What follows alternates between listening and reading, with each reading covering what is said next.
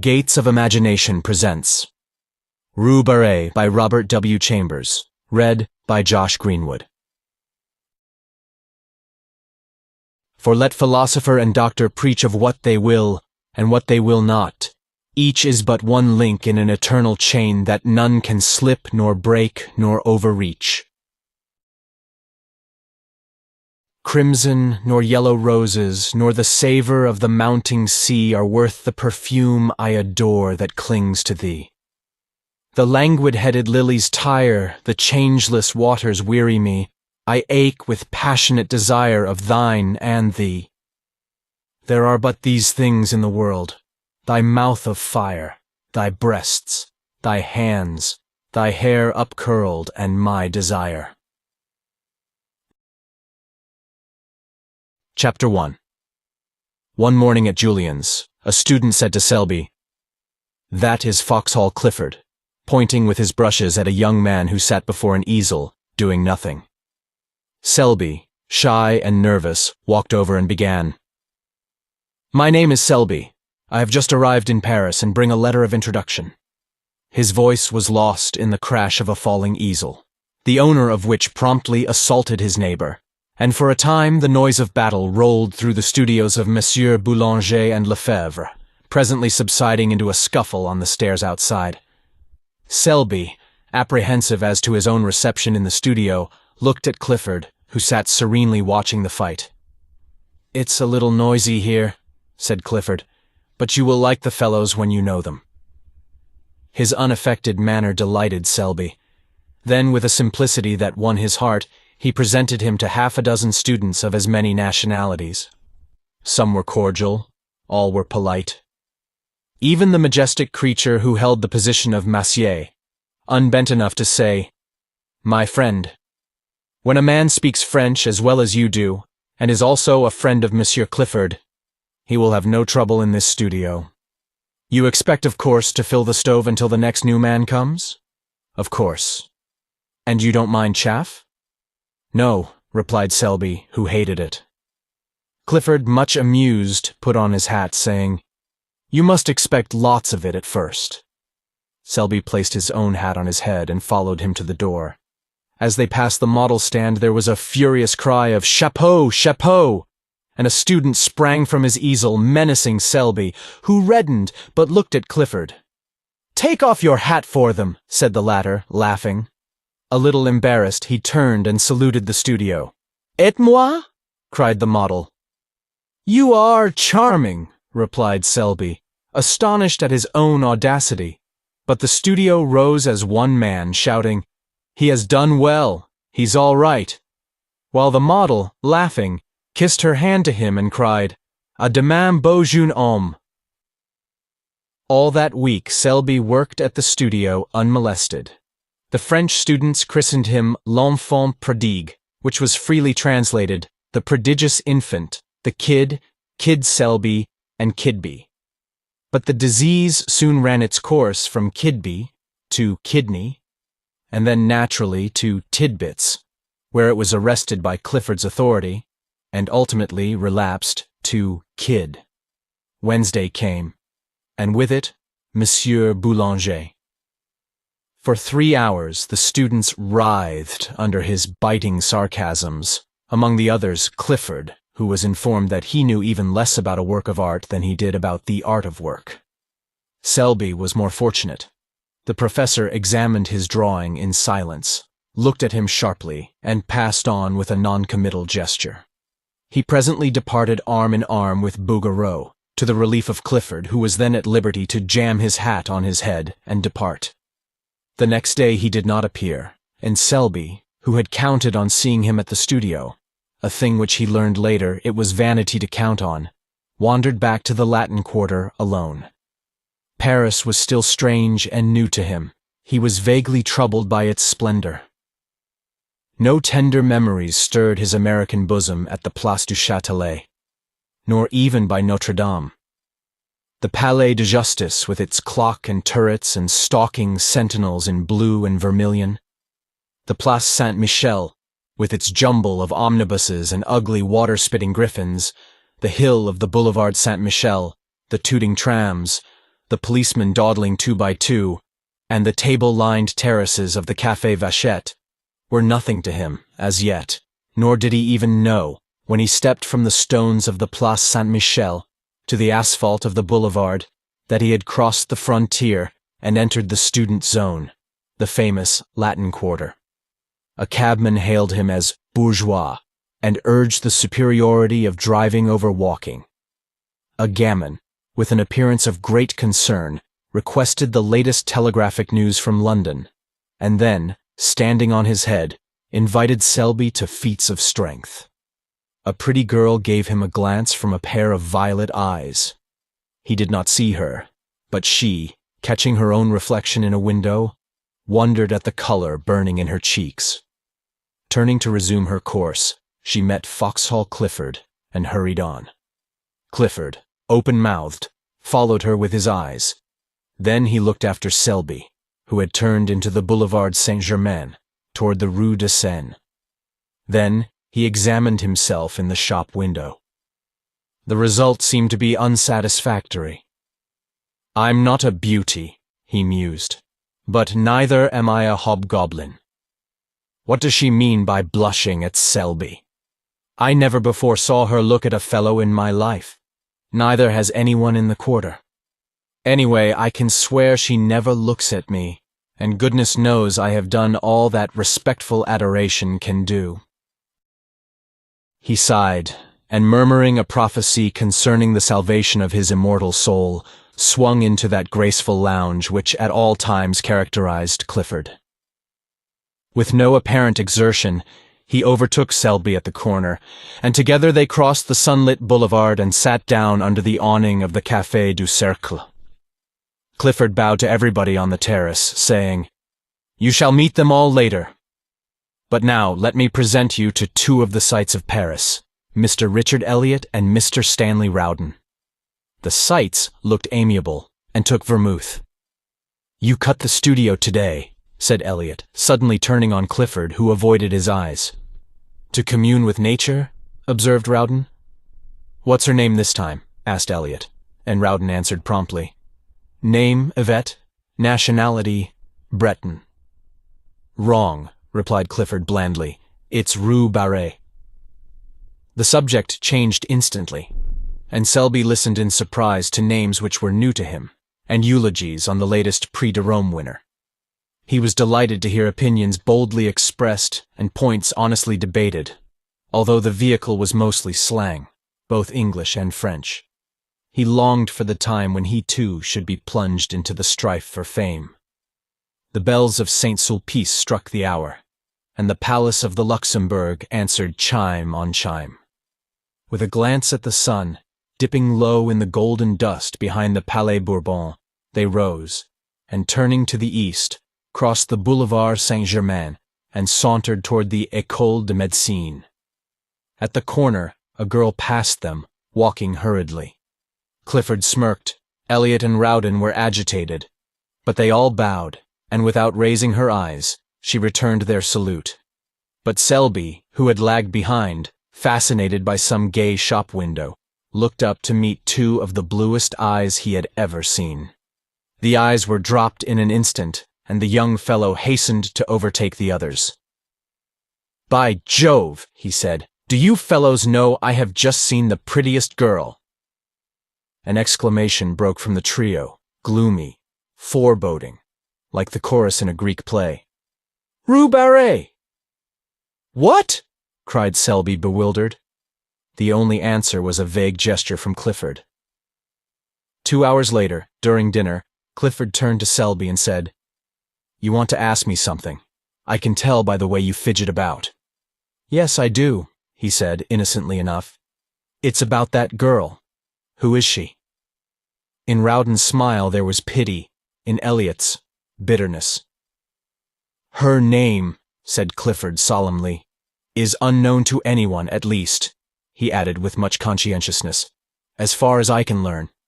Every fellow in the quarter bows to her, and she returns the salute gravely, but no man has ever been known to obtain more than that. Her profession, judging from her music roll, is that of a pianist. Her residence is in a small and humble street, which is kept in a perpetual process of repair by the city authorities, and from the black letters painted on the barrier which defends the street from traffic, she has taken the name by which we know her. Rue Barrée. Mr. Rowden, in his imperfect knowledge of the French tongue, called our attention to it as Rue Barrée. I didn't, said Rowden hotly. And Rue Barrée, or Rue Barrée, is today an object of adoration to every rapin in the quarter. We are not rapins, corrected Elliot. I am not, returned Clifford, and I beg to call to your attention, Selby, that these two gentlemen have at various and apparently unfortunate moments offered to lay down life and limb at the feet of Rue Barrée. The lady possesses a chilling smile which she uses on such occasions, and— Here he became gloomily impressive. I have been forced to believe that neither the scholarly grace of my friend Elliot nor the buxom beauty of my friend Rowden have touched that heart of ice. Elliot and Rowden, boiling with indignation, cried out, And you? I, said Clifford blandly, do fear to tread where you rush in. Chapter 2. 24 hours later, Selby had completely forgotten Rue Barrée. During the week he worked with might and main at the studio, and Saturday night found him so tired that he went to bed before dinner and had a nightmare about a river of yellow ochre in which he was drowning. Sunday morning, apropos of nothing at all, he thought of Rue Barrée, and 10 seconds afterwards he saw her. It was at the flower market on the Marble Bridge. She was examining a pot of pansies. The gardener had evidently thrown heart and soul into the transaction, but Rue Barrée shook her head. It is a question whether Selby would have stopped then and there to inspect a cabbage rose had not Clifford unwound for him the yarn of the previous Tuesday. It is possible that his curiosity was piqued, for with the exception of a hen turkey, a boy of 19 is the most openly curious biped alive. From 20 until death, he tries to conceal it. But, to be fair to Selby, it is also true that the market was attractive. Under a cloudless sky, the flowers were packed and heaped along the marble bridge to the parapet. The air was soft, the sun spun a shadowy lacework among the palms and glowed in the hearts of 1,000 roses. Spring had come, was in full tide. The watering carts and sprinklers spread freshness over the boulevard.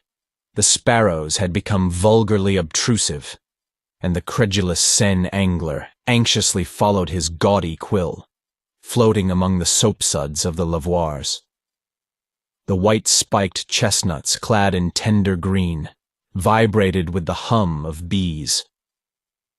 Shoddy butterflies flaunted their winter rags among the heliotrope.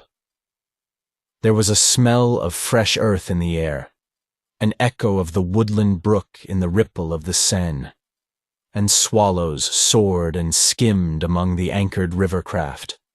Somewhere in a window, a caged bird was singing its heart out to the sky. Selby looked at the cabbage rose and then at the sky. Something in the song of the caged bird may have moved him, or perhaps it was that dangerous sweetness in the air of May. At first, he was hardly conscious that he had stopped. Then he was scarcely conscious why he had stopped. Then he thought he would move on. Then he thought he wouldn't. Then he looked at Rue Barrée. The gardener said, "Mademoiselle, this is undoubtedly a fine pot of pansies." Rue Barrée shook her head. The gardener smiled. She evidently did not want the pansies. She had bought many pots of pansies there, 2 or 3 every spring, and never argued. What did she want then? The pansies were evidently a feeler toward a more important transaction. The gardener rubbed his hands and gazed about him. "These tulips are magnificent," he observed, "and these hyacinths." He fell into a trance at the mere sight of the scented thickets. "That," murmured Rue, pointing to a splendid rose bush with her furled parasol. But in spite of her voice trembled a little. Selby noticed it, more shame to him that he was listening.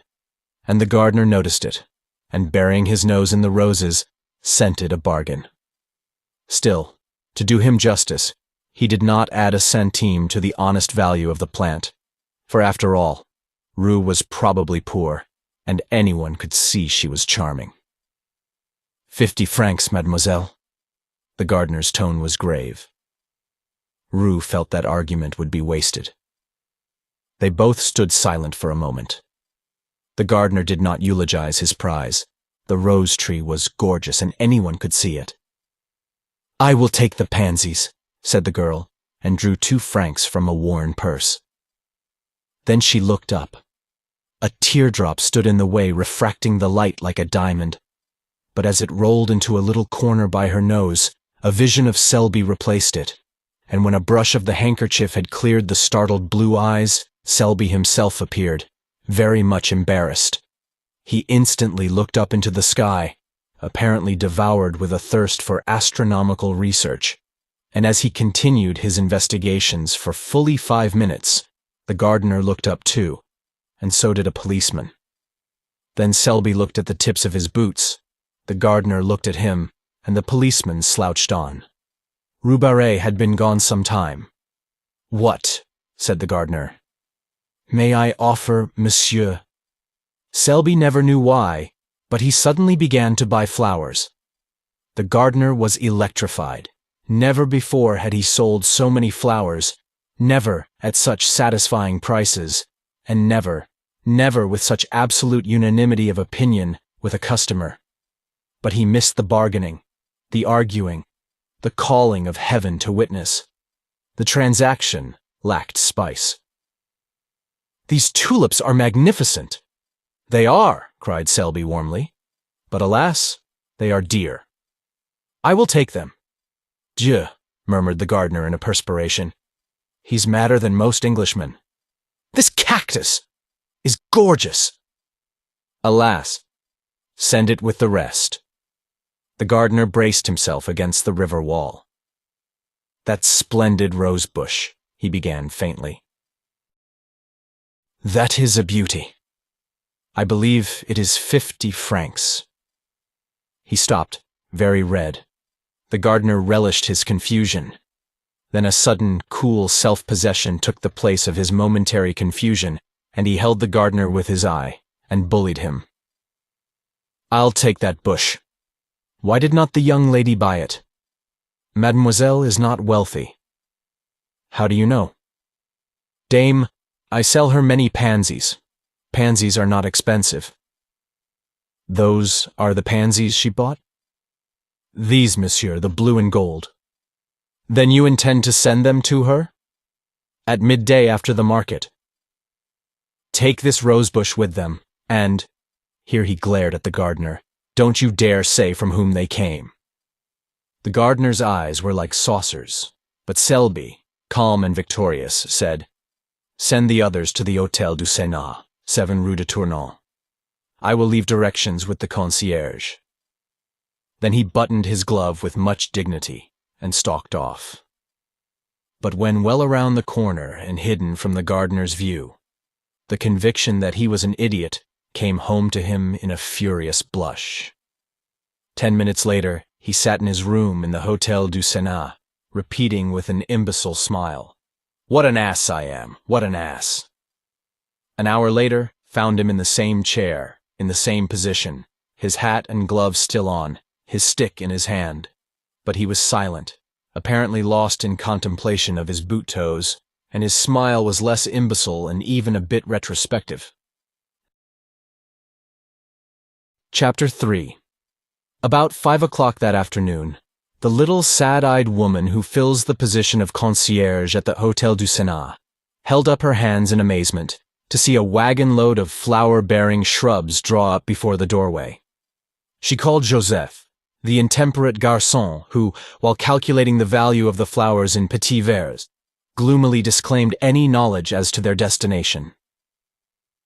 Voyons, said the little concierge, cherchons la femme. You? He suggested. The little woman stood a moment pensive and then sighed. Joseph caressed his nose, a nose which for gaudiness could vie with any floral display. Then the gardener came in, hat in hand, and a few minutes later, Selby stood in the middle of his room, his coat off, his shirt sleeves rolled up.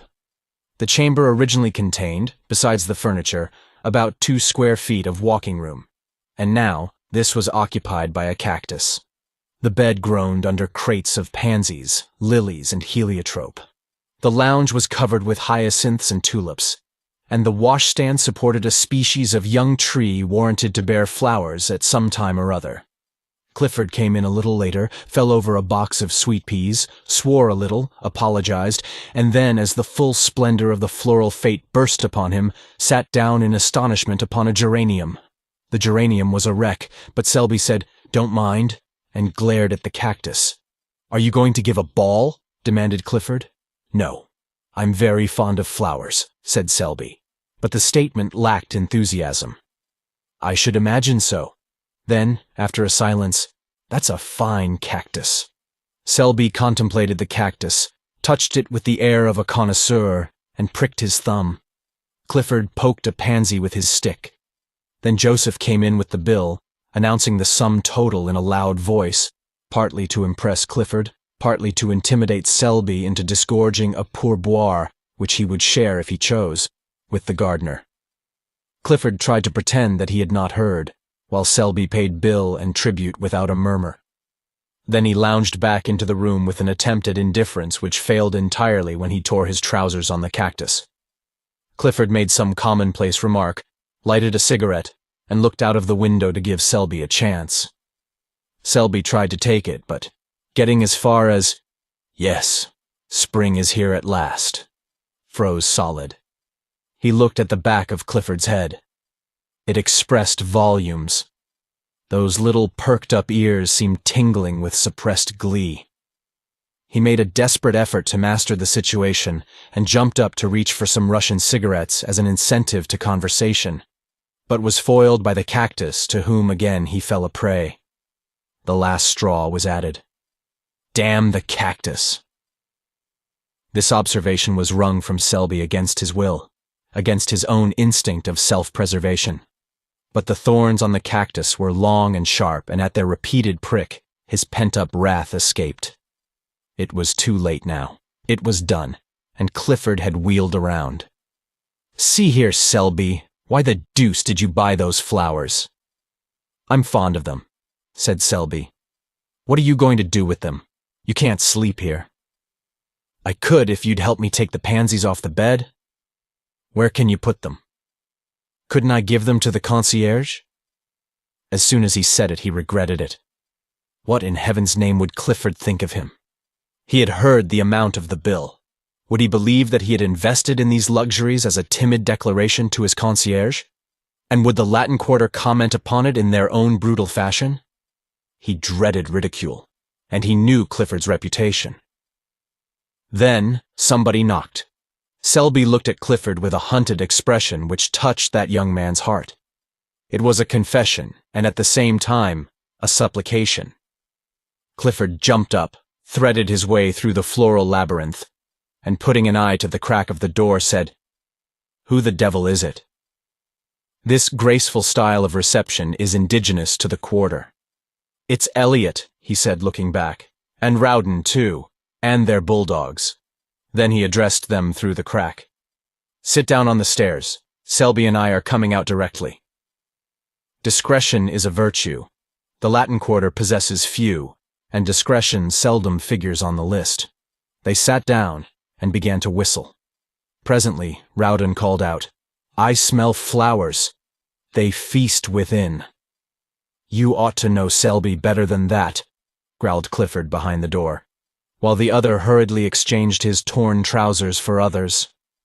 "We know Selby," said Elliot with emphasis. "Yes," said Rowden. "He gives receptions with floral decorations and invites Clifford, while we sit on the stairs." "Yes, while the youth and beauty of the Quarter revel," suggested Rowden, then with sudden misgiving, "Is Odette there?" "See here," demanded Elliot, "is Colette there?" Then he raised his voice in a plaintive howl. "Are you there, Colette? while I'm kicking my heels on these tiles? Clifford is capable of anything, said Rowden. His nature is soured since Rue Barrée sat on him. Elliot raised his voice. I say, you fellows, we saw some flowers carried into Rue Barrée's house at noon. Posies and roses, specified Rowden. Probably for her, added Elliot, caressing his bulldog.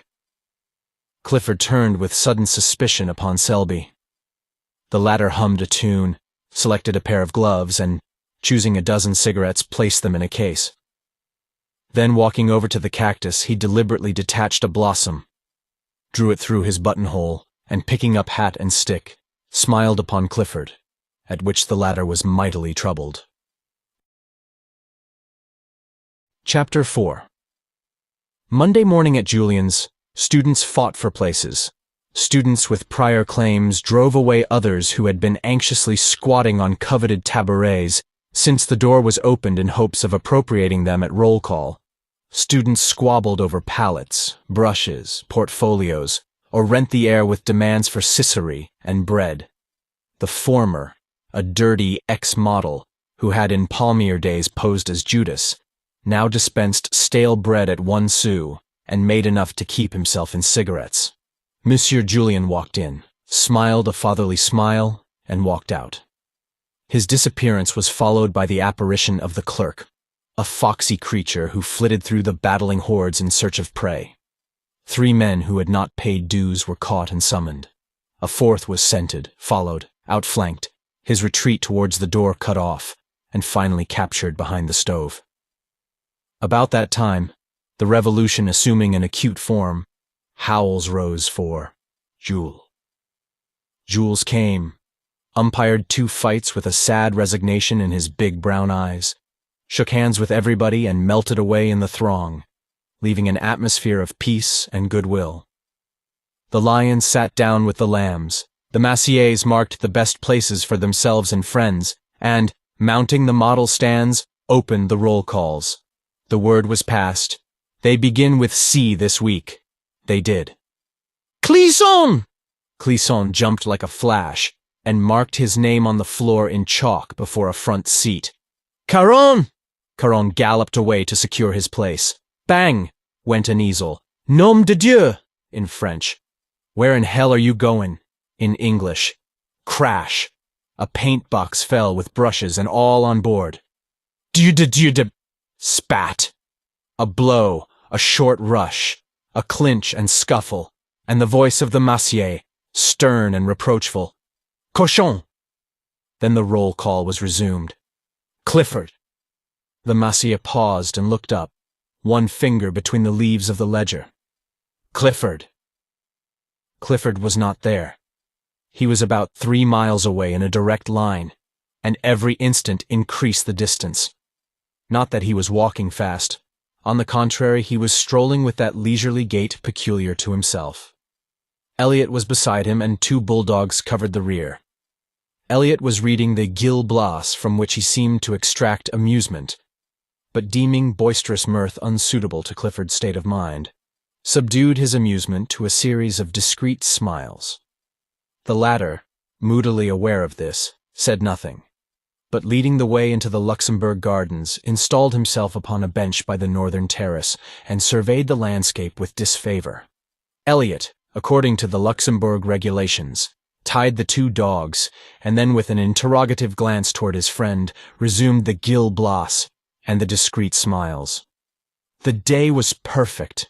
The sun hung over Notre Dame, setting the city in a glitter. The tender foliage of the chestnuts cast a shadow over the terrace and flecked the paths and walks with tracery so blue that Clifford might here have found encouragement for his violent impressions had he but looked. But as usual in this period of his career, his thoughts were anywhere except in his profession. Around about, the sparrows quarreled and chattered their courtship songs. The big rosy pigeons sailed from tree to tree. The flies whirled in the sunbeams, and the flowers exhaled 1,000 perfumes which stirred Clifford with languorous wistfulness. Under this influence, he spoke. Elliot, you are a true friend. You make me ill. replied the latter, folding his paper. It's just as I thought. You are tagging after some new petticoat again. And, he continued wrathfully, if this is what you've kept me away from Julian's for, if it's to fill me up with the perfections of some little idiot— Not idiot, remonstrated Clifford gently. See here, cried Elliot. Have you the nerve to try to tell me that you are in love again? Again? Yes, again and again and again, and by George, have you? This, observed Clifford sadly, is serious. For a moment Elliot would have laid hands on him. Then he laughed from sheer helplessness. Oh, go on, let's see. There's Clemence and Marie Tellec and Cosette and Fifine, Colette, Marie Verdier. All of whom are charming, most charming, but I never was serious.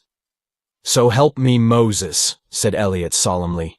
Each and every one of those named have separately and in turn torn your heart with anguish, and have also made me lose my place at Julian's in this same manner.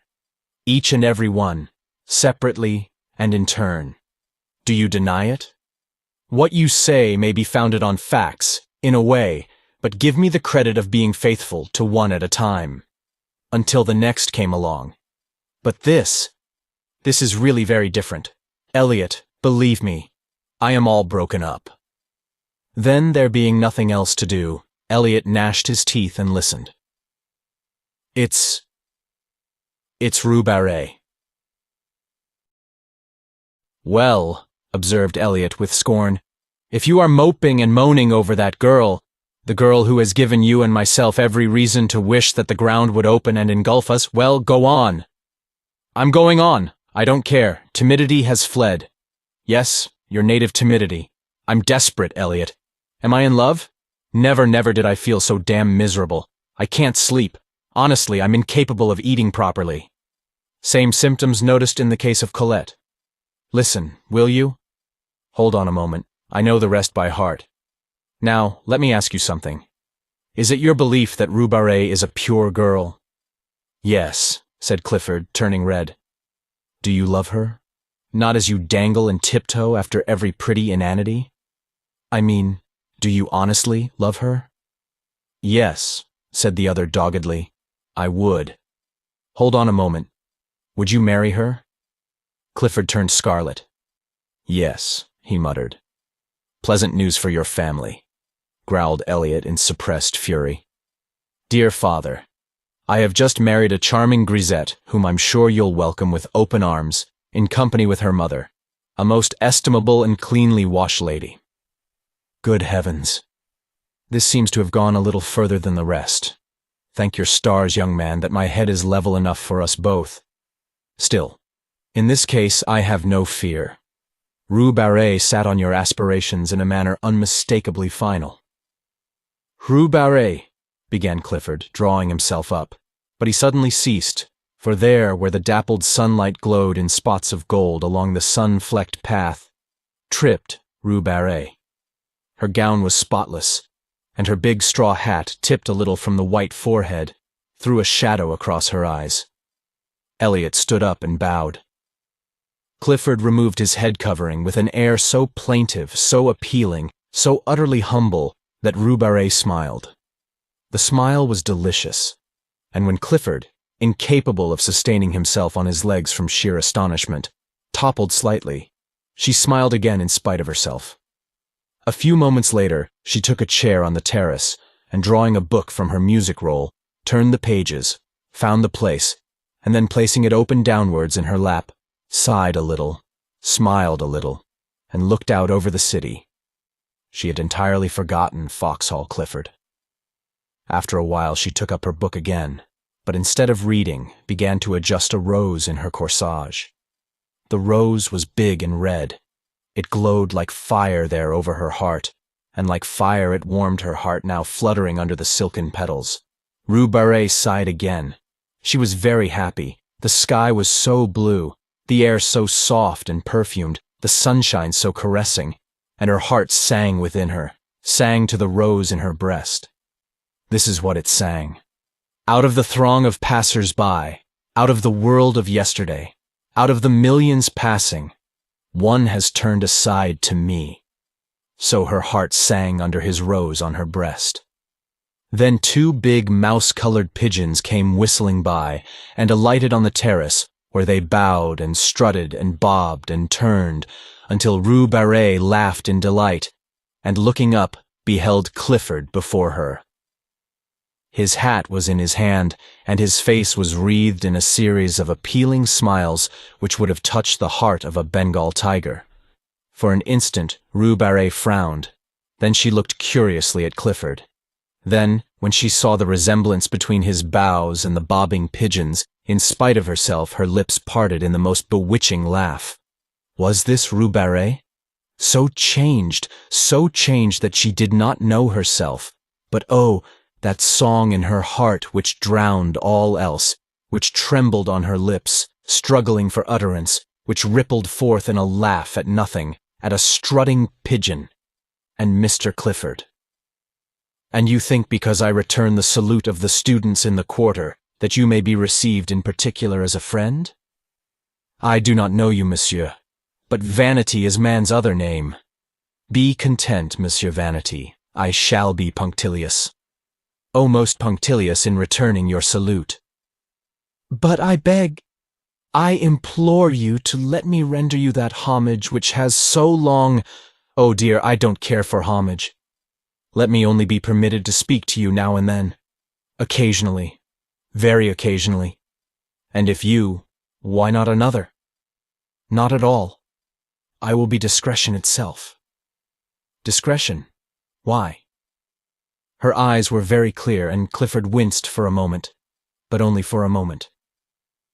Then the devil of recklessness seizing him, he sat down and offered himself, soul and body, goods and chattels. And all the time he knew he was a fool, and that infatuation is not love, and that each word he uttered bound him in honor from which there was no escape. And all the time Elliot was scowling down on the Fountain Plaza, and savagely checking both bulldogs from their desire to rush to Clifford's rescue. For even they felt there was something wrong, as Elliot stormed within himself and growled maledictions. When Clifford finished, he finished in a glow of excitement. But Rue Barrée's response was long in coming, and his ardor cooled while the situation slowly assumed its just proportions. Then regret began to creep in, but he put that aside and broke out again in protestations. At the first word, Rue Barrée checked him. I thank you, she said, speaking very gravely. No man has ever before offered me marriage. She turned and looked out over the city. After a while she spoke again. You offer me a great deal. I am alone. I have nothing. I am nothing. She turned again and looked at Paris, brilliant, fair, in the sunshine of a perfect day. He followed her eyes. Oh, she murmured, it is hard. Hard to work always. Always alone with never a friend you can have in honor, and the love that is offered means the streets, the boulevard, when passion is dead. I know it. We know it. We others who have nothing, have no one, and who give ourselves unquestioning when we love. Yes, unquestioning, heart and soul, knowing the end. She touched the rose at her breast. For a moment she seemed to forget him, then quietly. I thank you. I'm very grateful. She opened the book and, plucking a petal from the rose, dropped it between the leaves. Then, looking up, she said gently, I cannot accept. Chapter 5. It took Clifford a month to entirely recover, although at the end of the first week he was pronounced convalescent by Elliot, who was an authority, and his convalescence was aided by the cordiality with which Rue Barrée acknowledged his solemn salutes. 40 times a day he blessed Rue Barrée for her refusal and thanked his lucky stars, and at the same time, O wondrous heart of ours, he suffered the tortures of the blighted. Elliot was annoyed, partly by Clifford's reticence, partly by the unexplainable thaw in the frigidity of Rue Barrée. At their frequent encounters, when she, tripping along the Rue de Seine with music roll and big straw hat, would pass Clifford and his familiars, steering an easterly course to the Café Vachette, and at the respectful uncovering of the band, would color and smile at Clifford, Eliot's slumbering suspicions awoke. But he never found out anything, and finally gave it up as beyond his comprehension, merely qualifying Clifford as an idiot and reserving his opinion of Rue Barrée. And all this time Selby was jealous. At first he refused to acknowledge it to himself and cut the studio for a day in the country. But the woods and fields, of course, aggravated his case, and the brooks babbled of Rue Barrée, and the mowers calling to each other across the meadow ended in a quavering Rue Barrée. That day spent in the country made him angry for a week, and he worked sulkily at Julian's, all the time tormented by a desire to know where Clifford was and what he might be doing. This culminated in an erratic stroll on Sunday, which ended at the flower market on the Pont au Change, began again, was gloomily extended to the morgue, and again ended at the Marble Bridge.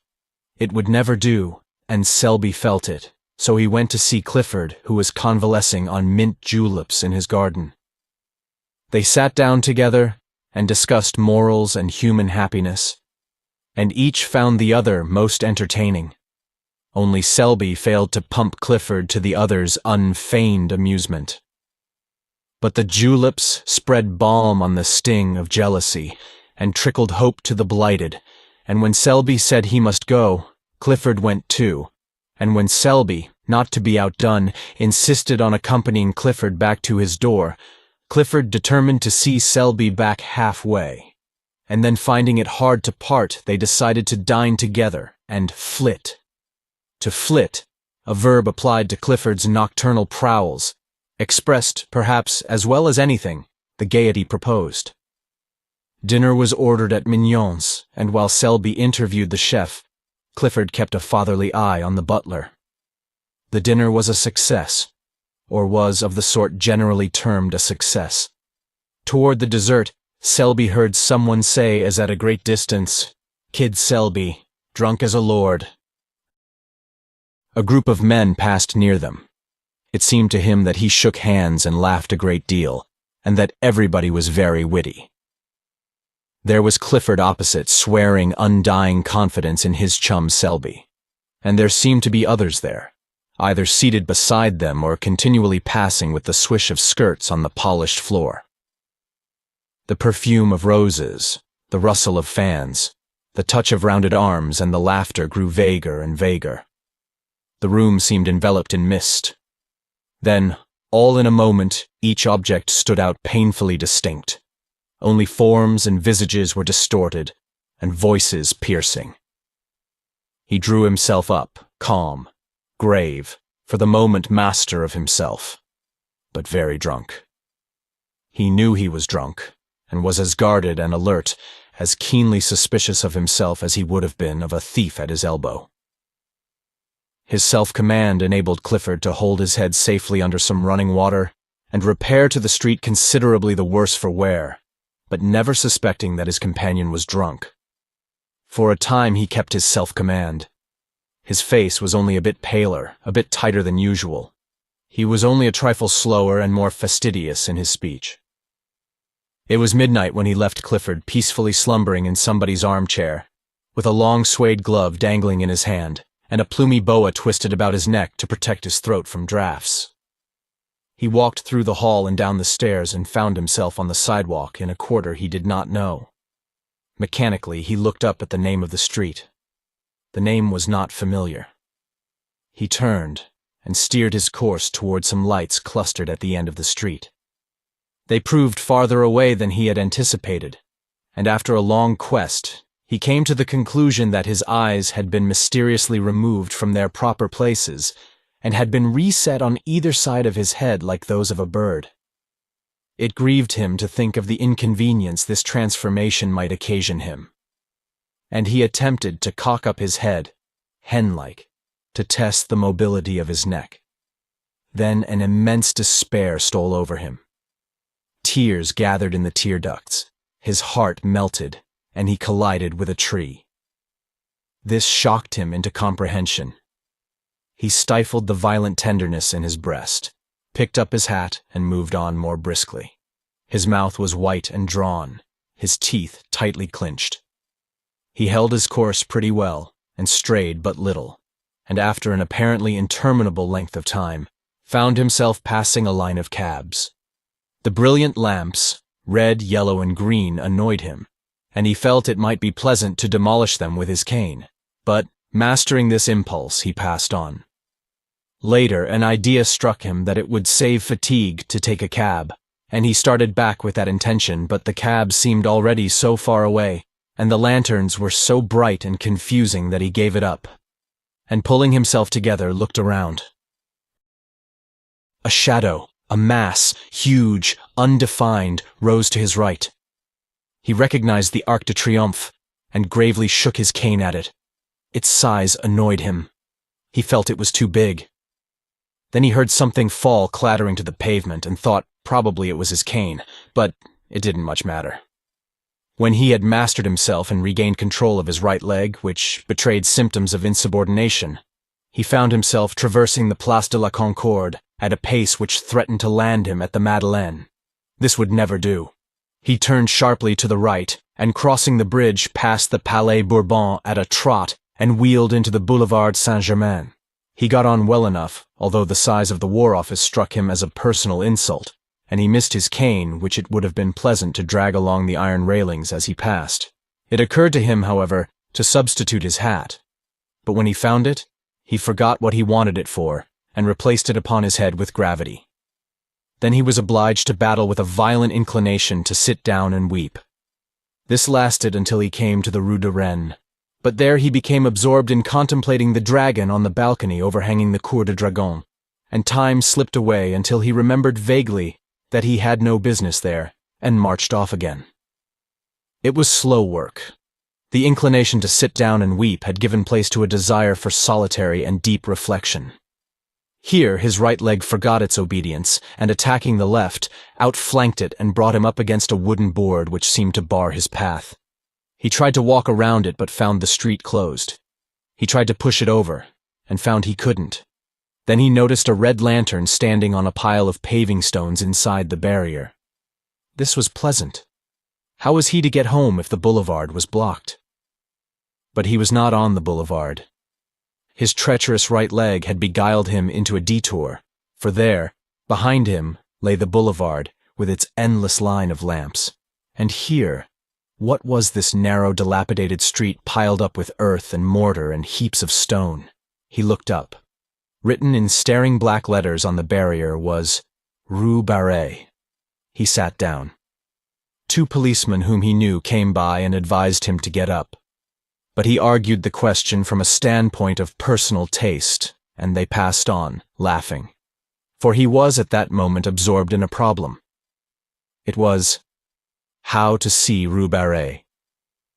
She was somewhere or other in that big house with the iron balconies, and the door was locked. But what of that? The simple idea struck him to shout until she came. This idea was replaced by another equally lucid, to hammer on the door until she came, but finally rejecting both of these as too uncertain, he decided to climb into the balcony and, opening a window, politely inquire for Rue Barrée. There was but one lighted window in the house that he could see. It was on the 2nd floor, and toward this he cast his eyes. Then, mounting the wooden barrier and clambering over the piles of stones, he reached the sidewalk and looked up at the facade for a foothold. It seemed impossible. But a sudden fury seized him, a blind, drunken obstinacy, and the blood rushed to his head, leaping, beating in his ears like the dull thunder of an ocean. He set his teeth, and springing at a windowsill, dragged himself up and hung to the iron bars. Then reason fled. There surged in his brain the sound of many voices. His heart leaped up, beating a mad tattoo, and gripping at cornice and ledge, he worked his way along the facade, clung to pipes and shutters and dragged himself up, over and into the balcony by the lighted window. His hat fell off and rolled against the pane. For a moment he leaned breathless against the railing. Then the window was slowly opened from within. They stared at each other for some time. Presently the girl took 2 unsteady steps back into the room. He saw her face, all crimsoned now. He saw her sink into a chair by the lamplit table, and without a word, he followed her into the room, closing the big door-like panes behind him. Then they looked at each other in silence. The room was small and white. Everything was white about it. The curtained bed, the little washstand in the corner, the bare walls, the china lamp, and his own face. Had he known it? But the face and neck of Rue were surging in the color that dyed the blossoming rose tree there on the hearth beside her. It did not occur to him to speak. She seemed not to expect it. His mind was struggling with the impressions of the room. The whiteness, the extreme purity of everything occupied him, began to trouble him. As his eye became accustomed to the light, other objects grew from the surroundings and took their places in the circle of lamplight.